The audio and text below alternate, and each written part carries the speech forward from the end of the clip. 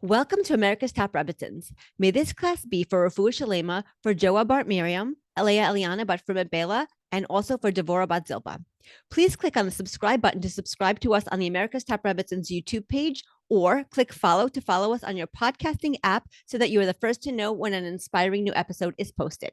I'm excited to have on today's show Rabbanit Batya Ivry-Friedman. Rabbanit Batya was born and raised in Brooklyn, New York. She received her Bachelor of Science degree in mathematics from Brooklyn College and her MBA from the University of Alberta. She previously served the Jewish community in Hampstead Garden Suburb Synagogue in London, England, as well as the Jewish community of Edmonton in Alberta, Canada. Thank you so much for being here. Please tell us more about yourself and what you do. Thank you. Thank you so much for having me. And thank you for doing this podcast, Yesher Koach, on really finding top women. We'll talk about the Rebbetzins in a moment, but really, this podcast that you have is really focusing on women and their leadership and what they contribute to the community. So Yesher Koach on finding those women and really putting them on the platform. So Yesher Koach for that. Thank you. So a little bit about myself. So I'm from Brooklyn. I actually grew up in Crown Heights in the Chabad movement. But I have a diverse background where I always identify myself like this. My husband always teases me about it, but it's really how it identified me is my mom is Sephardi. She's originally from France, born in Algeria, and my dad's Ashkenaz. So and then I grew up in the Hasidic movement. So there I have it. I had diversity growing up and being in Brooklyn, seeing the diverse Jewish community was really something that always marveled me. But I did always have a passion for math, so I studied math. I have a finance. I fell into finance. I worked in a financial firm for a while, and when I married my husband, who was a rabbi, so he always knew he wanted to be a rabbi. And growing up in the Chabad community, I said, no, this is not something I want to do. I do not want to be the shlichut, the han shlichus. So I said, yes, but I'll follow you wherever you want to, be, whatever, he gave me 2 years in Brooklyn in my life. And I said, okay, I'll give you 2 years wherever. And so, it was a journey. It was an amazing journey. It ended up being 16 years in Canada, where really grew, 2 years became 16, where we grew really as a couple, as a family, as a community, where I found that, my calling really was to the community. Even when I was doing financial work, I was like, there's got to be more to life than, looking at numbers. And I am a people's person, so it just made sense. And so I eventually did my MBA and focused on non-for-profits, where I actually had a case study of our shul in Edmonton. And really, eventually, we grew the community there, worked outside the community in the greater Jewish community. We had quite a diverse community. There was small, but we had 2 Orthodox shuls, I should say 3 Orthodox shuls. We had 2 conservative synagogues and a Reform. And so it was very active. And one of the things, my proud moments was really bringing all the community together for Israel. Actually, I was very passionate about Israel. I'm very passionate about Israel. And so with my federation work in Edmonton, I was able to bring all the diversity together. And that was really part of my passion. While I was there in Canada, actually, I went beyond the Jewish community and worked in interfaith work in my non-for-profit work.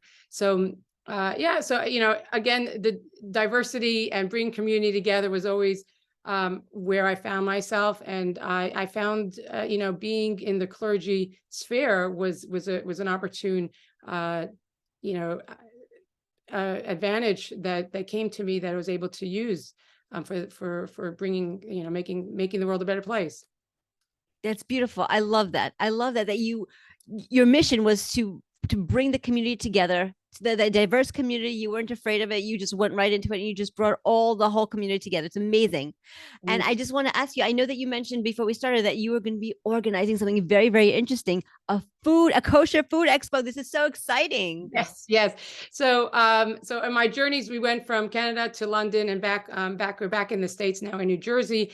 And, coming into an incredible Orthodox, very heavy populated Orthodox community here, I was like, okay, so where's Federation's work in all this? And so I was very proud to join the Federation of Northern New Jersey, where we're really engaging the Orthodox community to show their work, what they do and how they help the community, whether it's with security, with food insecurity, schooling. They do a lot, and outside work as well for the general community. They really help provide a lot of assistance. And so one of our big event this is our second annual event that we're hosting, is a Kosher Food and Wine Expo, where there's a wide array of restaurants, kosher restaurants right here. Like, one thing when I moved to New Jersey, like, oh my gosh, in Teaneck, you have so many restaurants, and so we don't know what to choose from. So we're bringing the restaurants to you. How fun! I love this. Yeah, so November 7th, on Monday, 2022, we are in.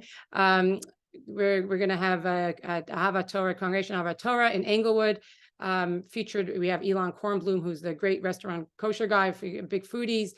He's coordinating it all, and it's going to be a fun, exciting event. We have raffles and VIPs and swags. So you can book your tickets now. So. And if people want to go, because my husband actually might be interested in this. So if somebody wants to go to the Kosher Food Fest, how would they book their ticket? So you go to jfnnj.org/food expo. You could go to our website and go to the events. It's right there waiting for you to click on to register. Perfect. Okay. And I will include that link in the description of the podcast. So if anybody wants to go, they can just click the link and sign up. Awesome. Thank you. So I wanted to bring up an interesting article that you wrote that I really, really connected with. It was in the blogs, The Times of Israel. And in this article, you said that the separation of the sexes, the separation of men and women, is fundamental to traditional Judaism. And you also said that the mechitza is a physical barrier that separates men and women in an Orthodox shul when they pray. And that's a reminder that men and women are completely different beings that have completely different roles to play on this earth. I cannot agree more. It's totally true. Men and women, completely different. You said that we as women must not be afraid to embrace our femininity, and we should use our gender-specific strengths to continue to perfect the world by separating the holy from the mundane and elevating it and sanctifying it. And this concept really resonates with me. So can you please talk to us about how Judaism views the fundamental differences between men and women, and how we as women can use our feminine strengths to uplift the world? Thank you. And thank you for taking the time to read my articles. Really appreciate that. So this, I wrote this a few years ago, really focusing when women, female Orthodox women were coming out in more public forum, and it was a big discussion, big debate. And my argument was that it's not a new place. Women have always existed in the female role, and in a female leadership role. And what we need to recognize is that they don't have to be exactly like the man, because they're different. We know that, right? We know the classic men are from Mars, women are from Venus. There's no doubt about it. How Judaism sees this is that they're in a sense, I speak about in my article, I give examples of the mitzvot that are specifically created, that are focused on women. The three mitzvot that when Sarah, our foremother Sarah passed away and passed on, there were three miracles that occurred in her tent, and then when she died, it all ceased, right? But when Rebecca came in, these three things came back. And what were they? They were the clouds of glory, which represented the Taharat Mishpacha. We had the candles burning from Shabbat to Shabbat, and we had the blessings in the dough. And all these three mitzvot really connect to women, because there's some sort of separation going on in each of these mitzvot. And when we think of separation, we can't think of it as, lower, lesser, inferior. No, absolutely not. It's kadosh. It's holy. Because when you look at all these separations that we do, we're separating the Shabbat from the mundane. We're making it holy. We separate the challah, the dough for that we do every week. Back in the day, we used to give it to the Kohanim. It was something special. Now we burn it because we don't have the Bet HaMikdash, but it is something holy. And the same thing for the laws of family purity. We focus the separation that the men and women, that the husband and wife have this physical separation is the time really that we focus on making the spiritual and the emotional and psychological connection with each other. So all this separation is really holy, and that's really what women are, right? But they show it in different ways. They have a different role, and they have a beauty that they can really pass on to their next generation. I love that. I love that. Because I think people think, oh my gosh, the men are reading the Torah, the men are doing this, the men are doing that. Why can't women do that? Why can't women do what men do? And that's a valid argument. I just want to say it's a valid argument. It's totally understandable, and I totally get where they're coming from. But what you're saying is that just because we're not doing it, just because the women are not doing exactly what the men are doing, it doesn't mean that we're less than. It doesn't mean that we're inferior. It just means that we're different. And I also want to emphasize that being different, women being different, we're actually more elevated than men. Like when we were created, when God created us, he created us on a more elevated level. So men are doing these mitzvot. They're reading from the Torah. They have to daven 3 times a day. They have their responsibilities specifically because they're not on the same level, on the same spiritual level as women. So they have to work harder to get where we are. So Right. I just wanted to know your thoughts about that. Right. So, I mean, I think women in general, I never like to, elevate the women. So by putting, we're not putting down the men, right? Right. They're Yes. right. They have their special role, and they have their special duties as well. Yes. But the women, in a sense, have, they can do, they can pray, they can, have their moment of, all the mitzvahs that the men can do, but they're not obligated. And that's really the difference, right? That's the difference here that we're talking about, the nuance, where women, it's not that they don't, they need it because they have that higher spirituality, they have that elevation already, they have, talking about that separation, they were separated, from, go back to the creation of women, right? It says that she was separated, again, that holiness that was taken from Adam. So it's really about the availability that the women have, and embracing the femininity, right? Yes. And it's not about, because really there's a sort of a paradigm between female masculinity and femininity, right? There's no one type of woman, there's no one type of man out there, right? And everybody has their strengths and and what they bring to their table. It's a unique relationship with God, with their Judaism. But at the same time, we have a guide, we have a Torah that guides us as to how each of the sexes are meant to have that connection. Exactly. I totally agree. And speaking about feminine strengths, actually, I want to talk about the role of the Rebbetzin and how it has always been there, how it has evolved, which is very interesting. The role of the Rebbetzin has really, really evolved over the years, because Rebbetzins are not just rabbis' wives. They work hard to earn their title. A Rebbetzin is a female spiritual leader of a community, and she's married to a rabbi, and that's why they call her a Rebbetzin, but she's so much more than that. She wears so many hats, and she has a variety of responsibilities. So can you please talk to us from your own personal experience about the vital role of the Rebbetzin and the many intimate aspects of life in which she's involved with that many people may not even know about in order to help the Jewish community? All right. So, like I mentioned in the beginning, it's not something I wanted to do. I didn't want to be the Rebbetzin, especially when people were referring to me as Rebbetzin in the community. I was like, this is not who I am. I'm not, Rebbetzin for me was an older, wiser, woman that a lot behind the scenes. But like you say, it evolved. And I think just like the feminine movement has evolved, the Rebbetzins, the female leadership has evolved as well in Judaism. But it always existed. And that's what I always claim. I come from a long line of Rebbetzins. My my grandfather was a son of a rabbi, and he was his father was also a rabbi, and they all had Rebbetzins who were very active.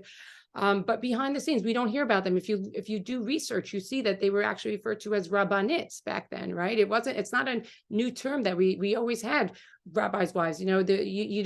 The fact that we even have a word for a rabbi's wife, a title, a Rebbetzin, Rabbanit, we don't have really anything like that in another profession, because they do have a role. Whether it was back in the day, it was behind the scenes partnering, discussing with, her, with the rabbi, with her husband, and, figuring things, the best things for the community.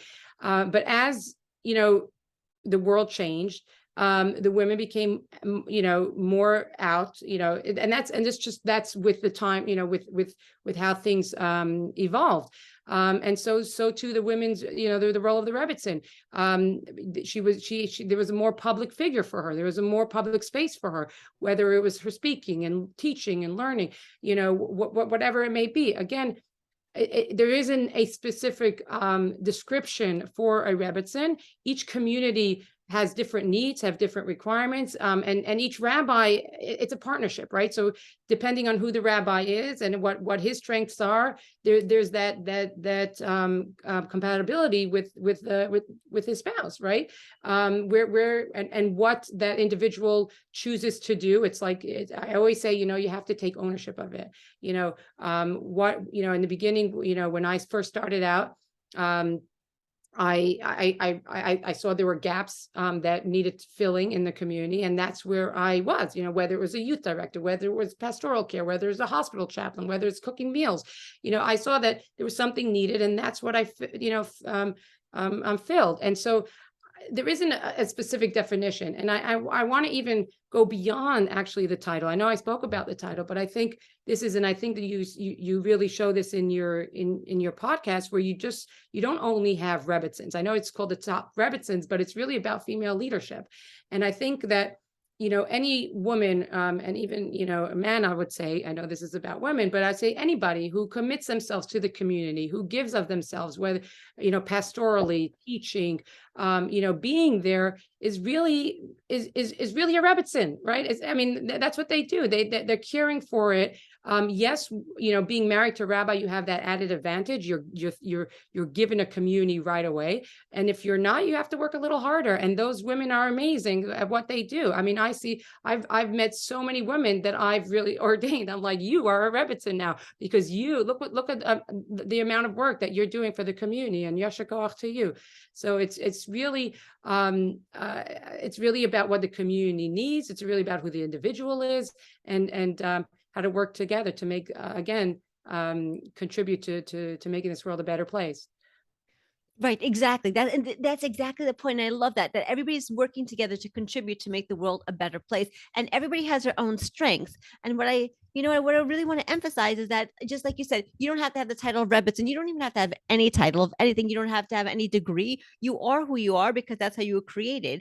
And Hashem, God created you created everybody with that special gift. Everybody has a special gift in something. Some people are great in, like, you're a people person. Some people are great in connecting with people. Some people are great at cooking. Some people are great at visiting the sick people. Some people have like such a kind, caring sensitivity about them that they really can console a person when they're depressed or anxious, and help them to feel better.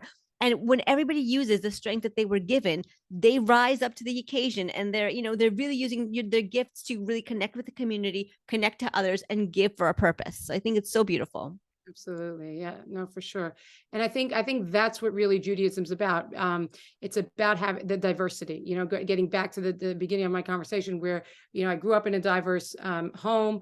And I think, seeing the diverse Jewish nation that we are, coming together and working together is really what I think Hashem wants from us. And it's what each person brings to the table, is the beauty of it all. Right. And it's not just, oh, this is what you have to do. This is what you have to do. No, this is how we do it together, recognizing the different strengths, when a shul specifically, working as a Rebbetzin under a shul, when the shul leadership recognizes the different strengths that each person brings to the table, then you can really grow as a community. When you have everybody exactly the same, doing the same thing, you're not going to grow. It's like, how are we ever going to, become a greater community? Right, exactly. And actually, that's, as you were talking, I'm thinking about, everybody contributes their part, but, we as women, how can we as women step into that role of leadership and really contribute what we have, what we have to give? Right. So I think we have, like, when I was taking my MBA, they called it level 3 leadership. Okay. Right. It was like back in the day, you had the people who, you had the manager who told you what to do and how to do it. You had followers, and then you had to start, really giving giving the strength and giving them reason to be part of that, of their vision, right? But I think there's like a level 3 leadership where you have women have this like Yasira, they have that higher, understanding, that bina, that really, and that do it differently, it's that extra, I don't je ne sais quoi, it's like that's little something that have that added touch. And I think we see that across the board, whether it's in a community, whether it's in a shul setting, whether it's in a federation, community setting. I mean, you see a lot of women behind the scenes, even not in behind, but even in front, especially nowadays. You see them really contributing so much it's in the professional world. Their voices are being heard, and you can see that they're adding so much more. I mean, they're 50% of the population. How could they not be listened to, right? So it's so important. I mean, when we were discussing, at one point in Edmonton, we were raising the mechitza. Our mechitza was like at the minimum requirement. And I said, we need to involve the women in this conversation. We can't just decide like how we're going to, design this new mechitza. And so absolutely, especially they're part of this building, we need to engage with them. And so absolutely there's a voice, that their voices are definitely something that needs to be heard and are heard, and are being part of the future's planning, and contributing to again the greater community.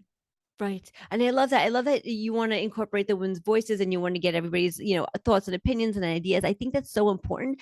And I'm just trying to think, because there's some women who are like a kind of like shy away in the background, and they don't feel empowered to share their thoughts and their feelings and their opinions, even though they have them. They have some really amazing ideas. They have what to give, but they just they just are not able to express it. So what advice would you give to that woman who has so much to give, so much to say, and just is holding back? Right. So you have women, I just want to say that you have women who don't want to, right? You have women who are given the platform, who are given the opportunity to speak, and it's just not what they want. When we were teaching bat mitzvah girls, we were giving them the opportunity. Each bat mitzvah girl is so unique, right? Yes. Not everybody is ready to go ahead and give that Dvar Torah in front of the community, and that's okay. Right. They'd rather have a small pride. And there's no one way to be a woman. There's no one way to do Judaism, right? That's the beauty of it. You could really call it your own. And so, but when you talk about somebody who does have that, inner, you see that the desire, they want to, then give them that opportunity. You're doing it, making this a platform for them to be able to voice what they want. I mean, nowadays it's so easy, right? They have the blogs, you have everybody's just saying what they want. So, and you see a lot of women out there doing it, and it's not a new phenomenon, and they, thank God we live in a world. It's interesting how life happens, right? I mean, the woman's role evolved, and technology allowed for them to be able to have a platform themselves. So I think it's wonderful. I mean, before, you see a lot of these magazines are all run by women. You see the editors, the publishers, you check. I mean, I always see it. I'm always amazed by it. They're all women behind those publications. It's just unbelievable. And then you see, like yourself, podcasts, that are being run by women. So they definitely have an opportunity to do that. I love that. You're right. There's so much more opportunity now, I feel like, and maybe it's even more accepted now for women to be in a public role than it was a few decades ago, Right. And I guess because of society, right? Because even the secular society, women were behind the scenes, right? It wasn't a Jewish thing that only women were behind the scenes, because that's how society was, right? Yes. It wasn't, and so as society changed, as the norms became more acceptable, then the women also became in their own way that we changed with the times, we live with the times, right? Coming from the Chabad background, that was always the Rebbe's thing, that you have to live with the times. And I think he was talking about the Parsha aspect of it, but the weekly portion of the Torah that we were meant to learn with as well. But this is also something that we do every day, that we live with the times, recognizing, but at the same time, we have a guide, we have our Torah, that guides us to live with the times. It's not just, oh, this is what the secular world is doing, so we're just going to follow suit. No, that's not what I'm saying. I'm saying is that yes, this is how the secular world is going, and here, look at the social media. No, we don't just ban it. We say, okay, how are we going to use it? How is our Torah going to guide us? Are we bringing positivity to the world? Are we bringing Jews closer to Hashem? How are we making this world a better place with the change of times? Wow. I really love that perspective, because you're right. Some people could say social media, let's just throw it all in the garbage, throw away the baby with the bathwater.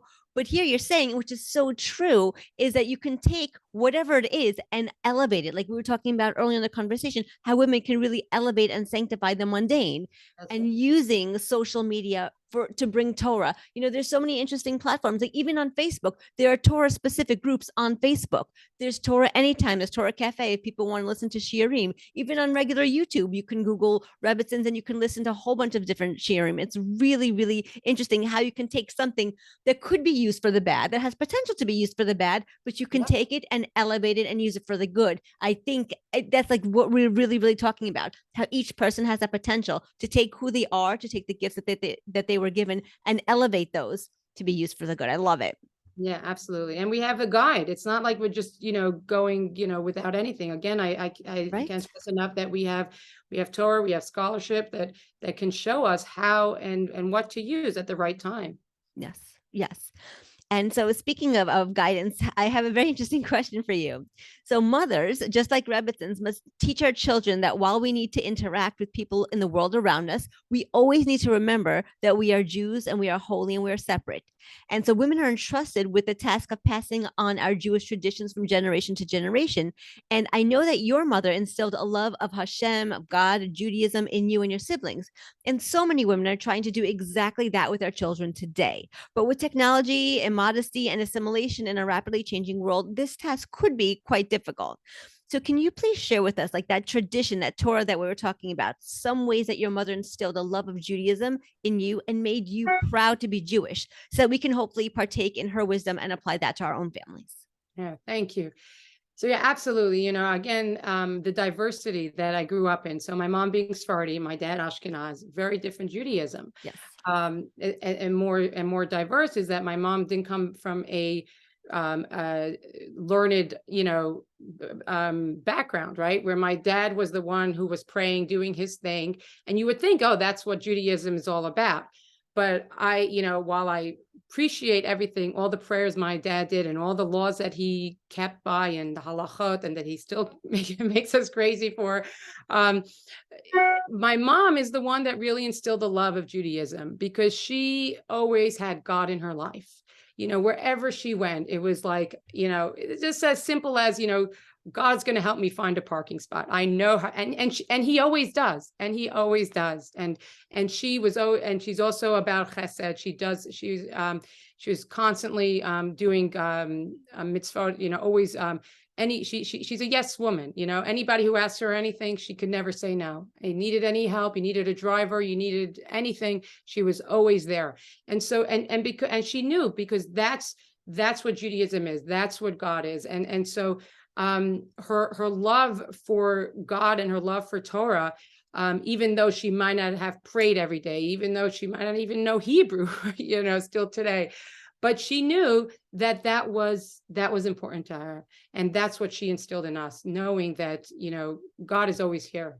And I think that's really, I feel very blessed to have been raised in a Sephardi and Ashkenazi home, because I was able to get both the beauty of both of the cultures together, it's not, one is not better than the other. I'm not going to say that, everybody, again, I think that the diversity that we have is what Judaism, I can't stress this enough. What each brings to the table is something magnificent. And for our family, I could say that my mom instilled that love of God, love of Hashem, the Yirat Hashem, with us, that it was able to carry us through. I love that. I love that connection that she had to God, because I really can relate to this, and I can resonate to this, because I've seen people who are just always so connected with God, and they're always talking to him. when people think about connecting to God, they think about taking out your siddur and your prayer book and praying all of these chakras and mincha and marav and all the daily prayers, which of course is such a beautiful way to connect to God and saying to Him. Also, I do that too. It's a beautiful way to connect to God. But you can connect to God when you're chopping onions in your kitchen. You know what I mean? Just have a complete and total conversation with Him about anything, just the mundane. Like He doesn't care. You can talk to Him about that you lost your keys this morning, or that you don't know what to do about a certain thing, and it's just having a conversation with Him, and that like connects you to Him on such a deeper level, because it's almost having like a one-on-one personal relationship with Him. It's really, really special. And it sounds like your mom, I don't know if she had constant conversations with God like that, but it sounds like she had Him in her life, like so tangibly. He wasn't somebody just so far off, like He was so tangible. And she did His work. She did Chesed. When somebody needed something, they called your mom, and she drove for people places. I'm sure she cooked for them. I'm sure she helped with take care of kids. I'm sure she did all those kinds of things. And that showed you like, this is what Jews are. This is what Judaism is about. And that's such a powerful way to connect ourselves and also our families to Judaism, because we set that example for our children. I really think it's so powerful. Right. And she would continue today. The only reason she, unfortunately, she was one of the Refuah Shalemas that we need to, get for her. But she did, because she can't do anymore. But she would totally, even to the extent like she's in the hospital trying to help somebody with their move, I'm like, or making sure that I'm okay, getting, putting my bags on her bed so I don't have to carry the heavy bags. She's always thinking about somebody else. And I think that's also, again, I don't like to differentiate between, this is how women are and this is how men are, because again, there are caring men out there as well. But I think that's a real attribute to women, that this female, care and love that we have is I saw clearly the differentiation between my mom and my dad. So it was really something unique. Beautiful. So beautiful. Thank you. Thank you so much, Rabbanit Batya, for joining us on America's Top Rebbetzins. It was really a pleasure having you here with us today. And may the learning that we did today be for Refuah Shalema for Joar Bat Miriam, Leah Eliana Bat Rabbanit Bayta, and also for Devorah Bat Zilpa. Thank you so much again. Thank you. Thank you for giving the opportunity to speak. Thank you. My pleasure.